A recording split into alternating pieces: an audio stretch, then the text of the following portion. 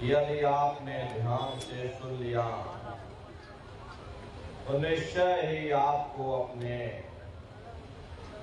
मानव जीवन के उद्देश्यों के बारे में पता चलेगा कि आखिर मनुष्य शरीर हमको क्यों मिला,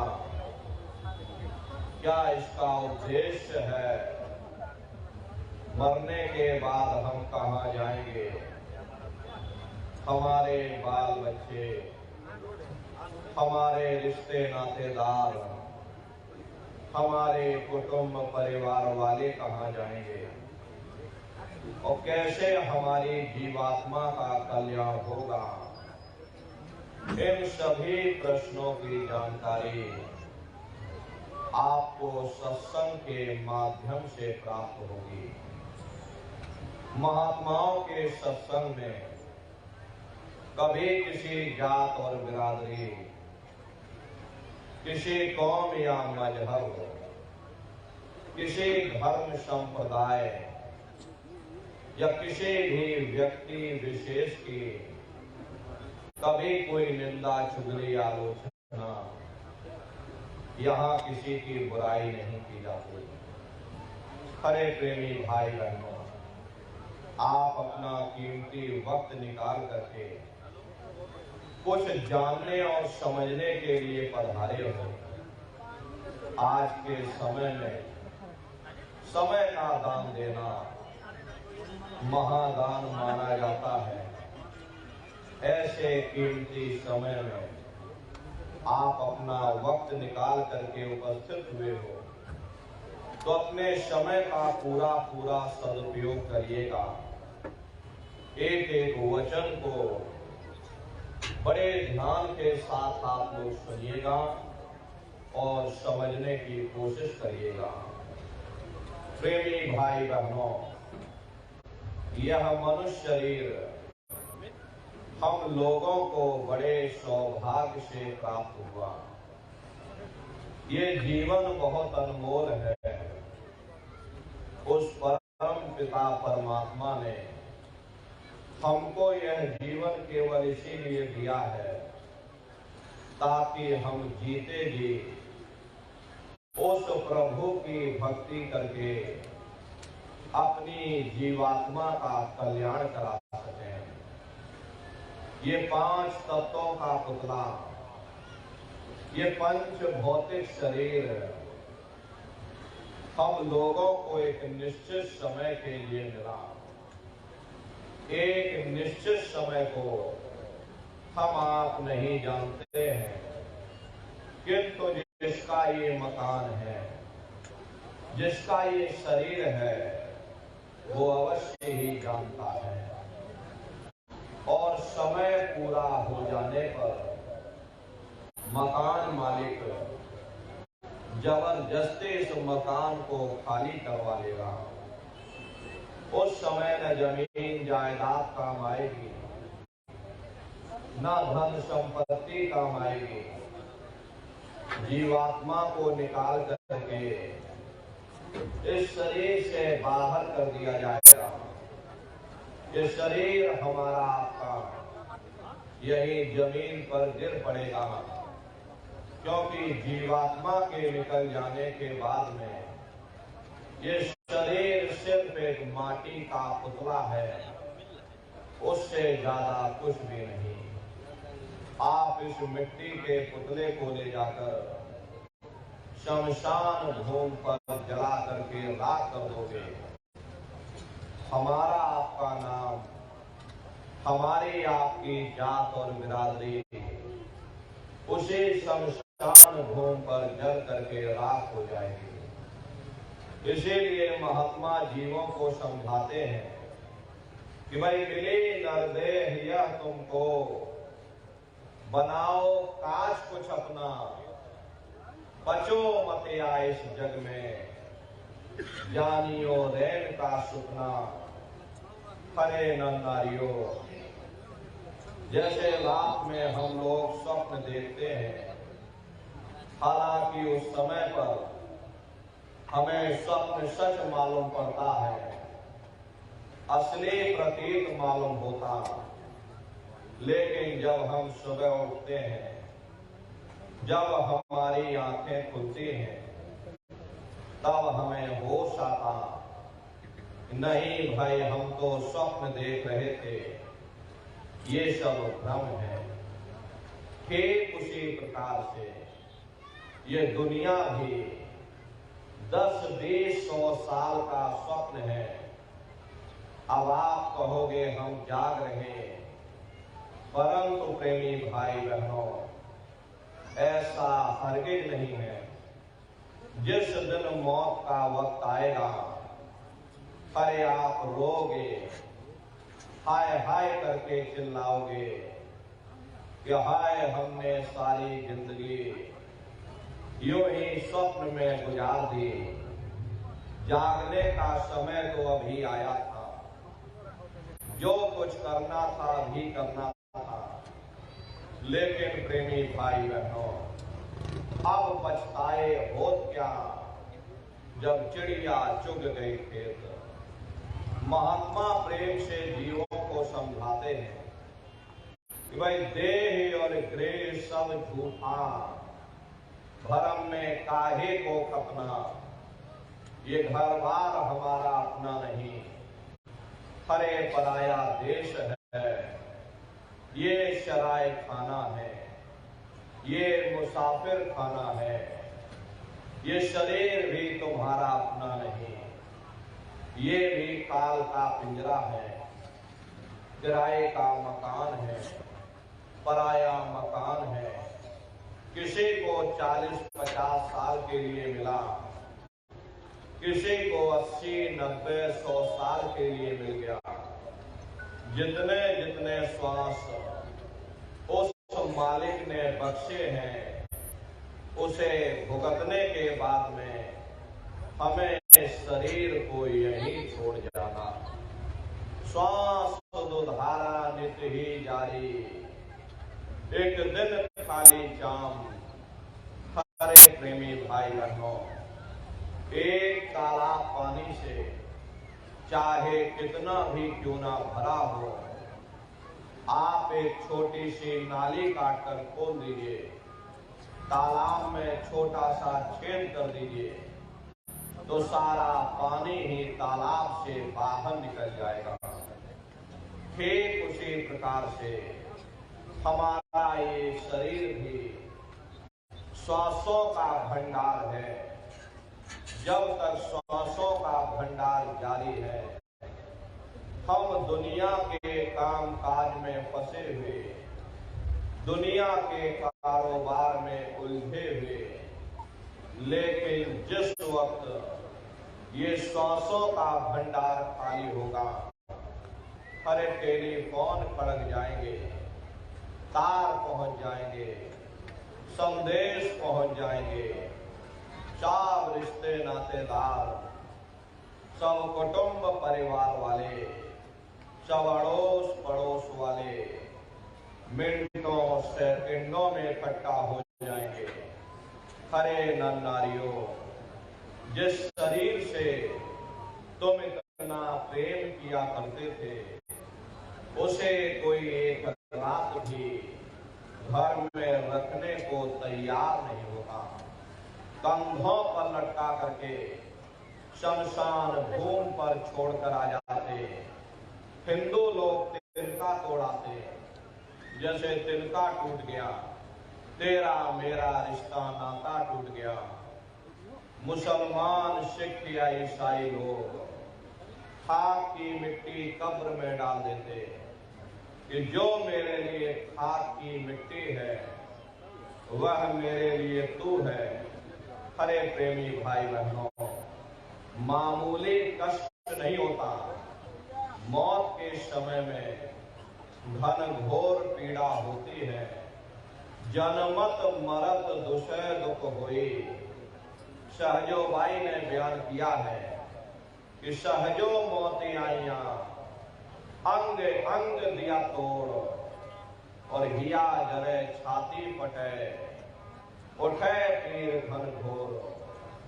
गुरु महाराज सत्संग में फरमाते थे, जैसे 1 लाख बिच्छू एक साथ लाख मिल करके हमारी जिस्म पर डंक मारे, उससे भी लाखों करोड़ों गुना ज्यादा मौत के समय में दर्द होता है। जब मृत्यु आती है तो किस तरह से प्राण निकलते हैं, प्राणों के निकलने की क्या प्रक्रिया होती है, पहले उसे आप अच्छे से समझ लीजिए। देखो प्रेमी भाई बहनों, जैसे संसार में महाप्रलय आती है, महाप्रलय के समय क्या होता, सबसे पहले पूरी पृथ्वी ढह जाती है। ये पृथ्वी पानी में घुल करके पानी बन जाती है। मानव सृष्टि की प्रलय एक बड़ी कयामत है और शरीर की प्रलय एक छोटी कयामत है। तो जैसे ही मौत आती है, सबसे पहले खुदा चक्र टूटता है, सिमटत भास श्वास उठ जावे और प्राण पति जब सिमट समावे, उस समय हमारी सांसें रुक जाती, शरीर की चेतना पीछे सिमटने लगती, तो सबसे पहले खुदा चक्र ही टूटता, क्योंकि खुदा चक्र में पृथ्वी का वास होता है। गुदा चक्र टूट करके ऊपर इंद्रिय चक्र में समा जाता है। इंद्रिय चक्र में जल का वास होता, यानी जल ने पृथ्वी को घोल दिया। फिर जब इंद्रिय चक्र टूटेगा तो ऊपर नाभि चक्र में समा जाएगा। नाभि चक्र में अग्नि का वास होता, यानी अग्नि ने फिर जल को सुखा दिया। ये नीचे से सिमटाव होता है, नीचे से ऊपर की ओर सिमटाव होता। फिर जब ये नाभि चक्र टूटेगा तो हृदय चक्र में समा जाएगा। हृदय चक्र में वायु का वास होता, यानी वायु ने अग्नि को अपने में समाहित कर लिया और इस तरह से वायु आकाश में उड़ गई। ये आंखों की पुतलियां ऊपर की तरफ पलट जाती हैं, मुंह खुला का खुला रह जाता। महात्मा प्रेम से जीवों को समझाते हैं कि भाई जब यह कर्म कलाय उपजावे और बुद्धि सुरत की यान दबावे, जब यह जीवात्मा पांचों तत्वों को लान करके जल पृथ्वी अग्नि वायु आकाश पांचों तत्वों को लान करके ऊपर आती है, तो काल दार में आन दवानी, जब ढर के नैनन से पानी, जब काल अपनी दार में दबाता है, उस समय नेत्रों से पानी निकलता, इंद्रियां टूट टूट करके सब चकनाचूर हो जाती, सब रिश्ते नातेदार खड़े रह जाएंगे। डॉक्टर वैद हकीम सब आपको घेरे रह जाएंगे, लेकिन आप अपनी पीड़ा को, अपनी तकलीफ को उस समय अपने मुख से बयान नहीं कर पाओगे। सिर्फ आपके नेत्रों से अश्रु टपकेंगे। हरे अमदूत आते हैं, प्राणों की डोरी को तोड़ देते और जीवात्मा को खींच करके इस शरीर से बाहर कर दिया जाता है। जैसे ही जीवात्मा शरीर से अलग हुई, ये शरीर हमारा मिट्टी हो जाता है। फिर इस मिट्टी को एक रात अपने घर में कोई रखने को तैयार नहीं होता। अरे आपके कितने भी सगे संबंधी क्यों ना हो, खास नात रिश्तेदार क्यों ना हो, लेकिन एक रात कोई घर में मिट्टी रखने के लिए तैयार नहीं होते। कहते भाई जल्दी करो जल्दी करो, अब इनकी शक्ल देखने में हमको डर लग रहा, जल्दी से बाजार से कफन खरीद के लाओ, जल्दी से लकड़ियां खरीद के लाओ, अरे जल्दी से चिता तैयार करो, इनको घर में से जल्दी से उठा ले जाओ, वहीं शमशान भूमि पर जला देना। ये जो घर में इनके कपड़े लत्ते पड़े हुए, अरे इनके कपड़े लत्ते भी उठा ले जाओ, वहीं शमशान भूमि पर जला देना। जिस बिस्तर पर ये लेटे रहे, ये बिस्तर भी अशुद्ध हो गया।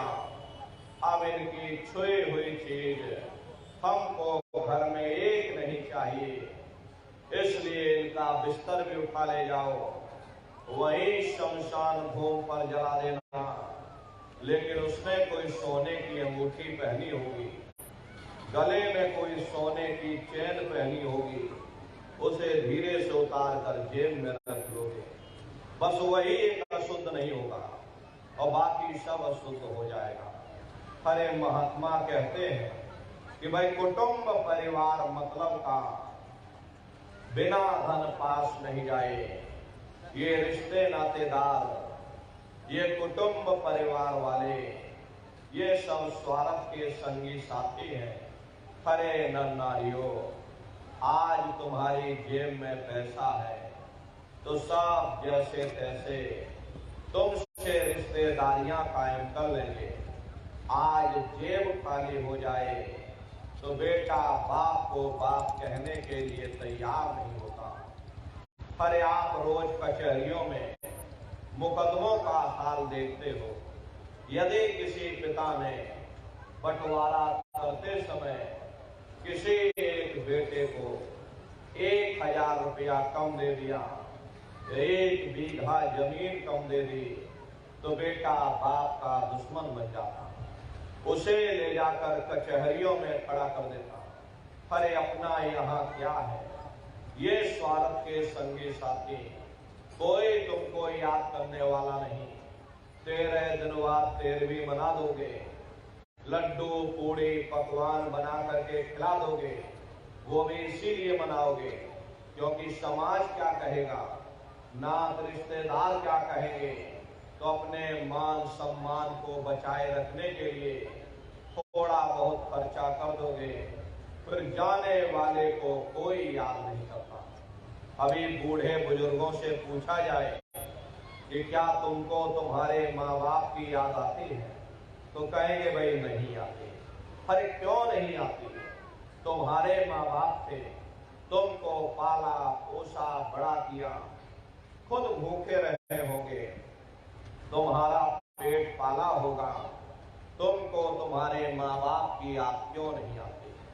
क्योंकि तुम्हारे सामने तुम्हारे लड़के बच्चे हो गए, तुम्हारे नाती पोता पंथी और समती हो गए, इसलिए तुम अपने माँ बाप की यादों को भूल गए और नई यादों में बस गए। ऐसे ही प्रेमी भाई बहनों, एक दिन सब तुमको भी भूल जाएंगे, कोई किसी को याद करने वाला नहीं। ये कहानी तो शमशान भूमि पर समाप्त हो गई। उधर देखो क्या होता, तुम्हारी जीवात्मा को ले जाकर के ऊपर धर्मराज की कचहरी में पेश कर दिया जाएगा। वहां पलक झपकते ही तुम्हारे अच्छे बुरे कर्मों का हिसाब किताब हो जाएगा। धर्मराज तुमको सजा सुना देंगे, ले जाओ इनको फलाने नरक में डाल दो, क्योंकि मैंने इनको मौका दिया था जब ये माँ के गर्भ में उल्टे लटके हुए थे, सिर इनका नीचे था, पैर इनके ऊपर थे। उस समय इन्होंने मुझसे प्रार्थना की थी कि हे मालिक, मुझे एक बार मौका दे दो, मुझे एक बार मनुष्य शरीर दे दो, हम भजन करेंगे, भक्ति करेंगे, हम अपनी जीवात्मा का कल्याण करेंगे। तो मैंने इनकी प्रार्थना स्वीकार कर ली और इनको मैंने मनुष्य शरीर दे दिया और कह करके भेजा था कि भाई ये मनुष्य शरीर ये किराए का मकान है, ये तुम्हारा अपना नहीं है। अगर ये तुम्हारा अपना होता तो हमेशा तुम्हारे पास रहता।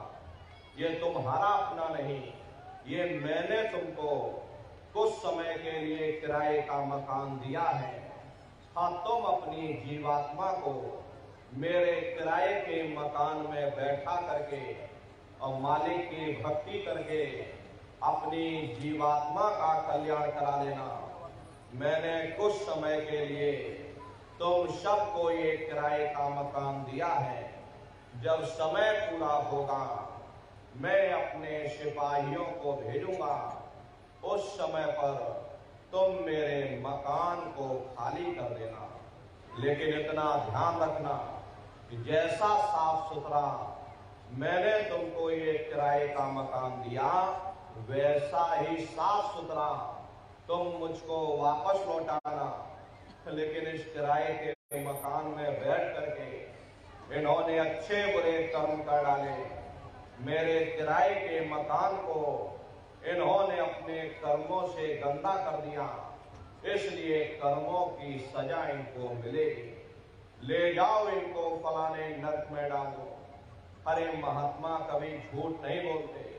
महात्माओं ने जब साधना किया और साधना करके जब ऊपर गए और ऊपर जा करके जब उन्होंने नरकों का हाल देखा, तो हमारी आपकी जानकारी के लिए उन्होंने धर्म ग्रंथों में लिख दिया कि लोह के खम्भ तपत के माही, और जहां जीव को ले चिपकाई वहां लोहे के खंभे अग्नि से धधक धधक कर लाल हो रहे।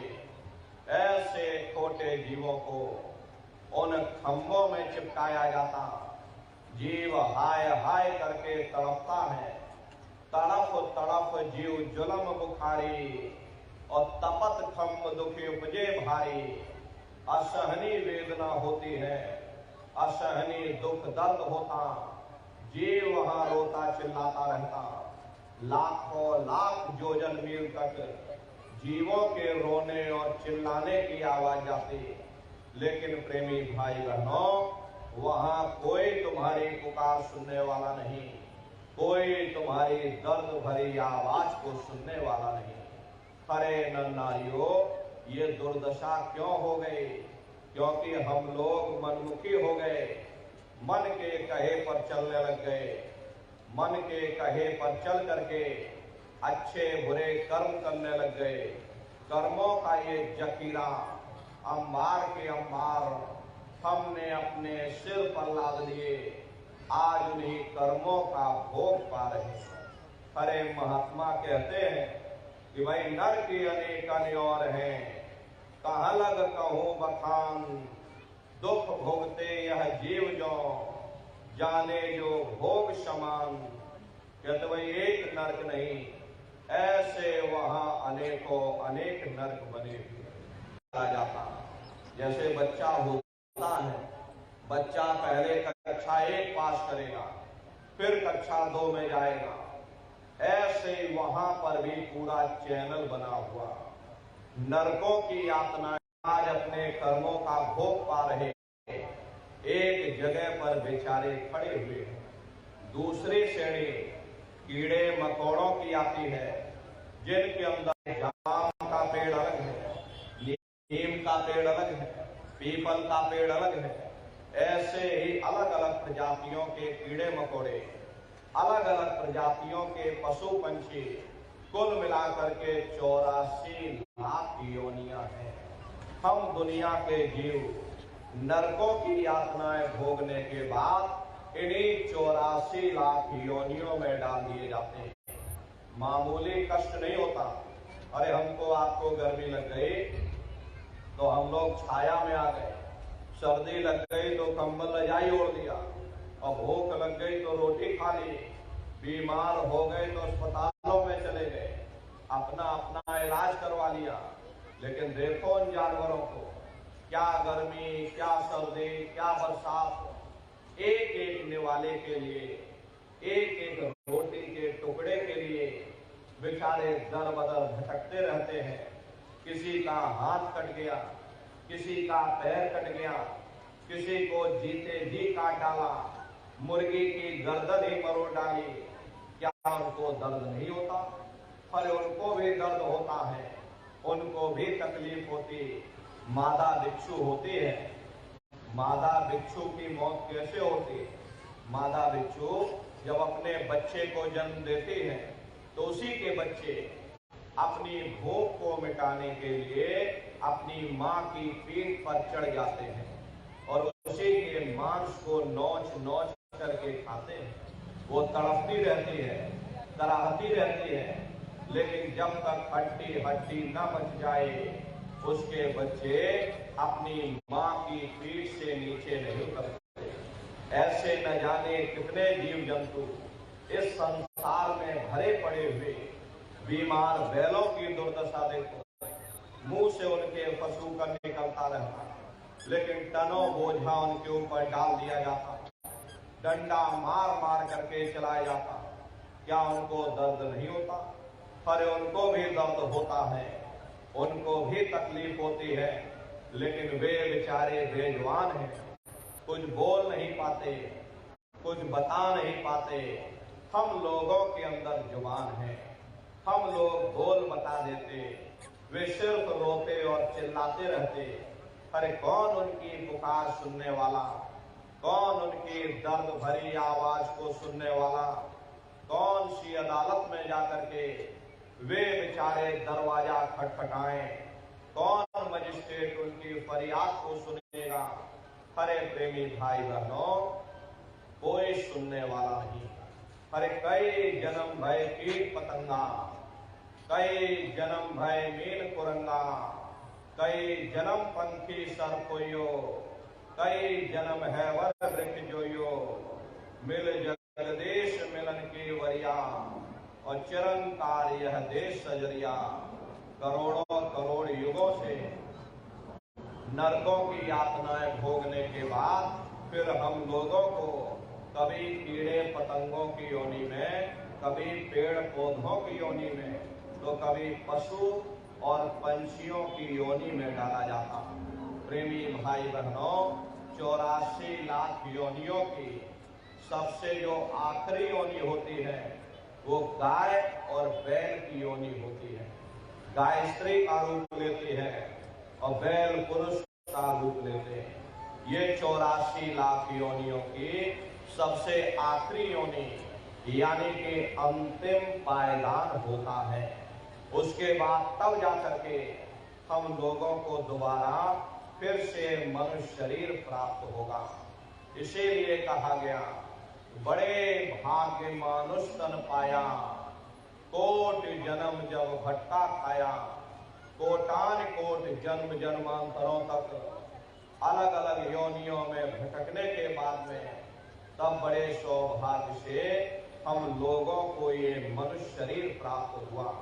अरे बड़े से बड़े देवी देवता भी इस मनुष्य शरीर को पाने के लिए तरसते हैं, क्योंकि उन नरकों से, उन 84 लाख योनियों से निकलने का केवल एक ही दरवाजा है, वह केवल मनुष्य का शरीर है। इसी मनुष्य रूपी मंदिर में बैठ करके हम उस परमात्मा की भक्ति कर सकते हैं। लेकिन बड़े अफसोस की बात है, जैसे किसी को हीरा मिल गया, अब उसे हीरे की परख नहीं, उसने हीरे को ले जाकर गधे के गले में बांध दिया। ठीक उसी प्रकार से ये मनुष्य शरीर उत्तम से उत्तम है, लेकिन इंसान इसकी कद्र नहीं करता। खाने पीने ऐसो इशरत में, मोह माया में अपने कीमती समय को और श्वासों की पूंजी को बर्बाद कर देता। महात्मा प्रेम से समझाते हैं, भाई बड़े सौभाग्य से तुमको ये मनुष्य शरीर मिल गया, ये बार बार मिलने वाला नहीं है। अब की बार मौका मिल गया, बड़े से बड़े देवी देवता भी इस मानव तन को पाने के लिए तरसते हैं, क्योंकि प्रेमी भाई बहनों, इसी मनुष्य रूपी मंदिर में बैठ करके हम उस परमात्मा की भक्ति कर सकते हैं। इसीलिए संतों महात्माओं ने इस पंच भौतिक शरीर को सच्चा हरि मंदिर कहकर याद किया कि हरि मंदिर यह शरीर है और ज्ञान रतन प्रकट होए, ये असली हरि मंदिर है। जब भी वो मालिक मिलेगा, इसी हरि मंदिर के अंदर मिलेगा। इसी पंच भौतिक शरीर को गुरु नानक साहब ने नर नारायण की देह कहकर याद किया। ये वो देह है जिसमें नारायण स्वयं विराजमान है। इसी पंच भौतिक शरीर को ईसा मसीह साहब ने टेम्पल ऑफ लिविंग गॉड यानी जिंदा ईश्वर का मंदिर कहा। इसी पंच भौतिक शरीर को मुसलमान फकीरों ने कुदरती काबा कहकर याद किया। ये असली कुदरती काबा है। उस मालिक का दर्शन जब भी होगा इसी कुदरती काबे के अंदर जाकर होगा। बाहर से आज तक न कभी किसी को परमात्मा मिला, न भविष्य में कभी मिल सकता। परमात्मा जब भी मिलेगा तुम्हें तुम्हारे अंदर मिलेगा।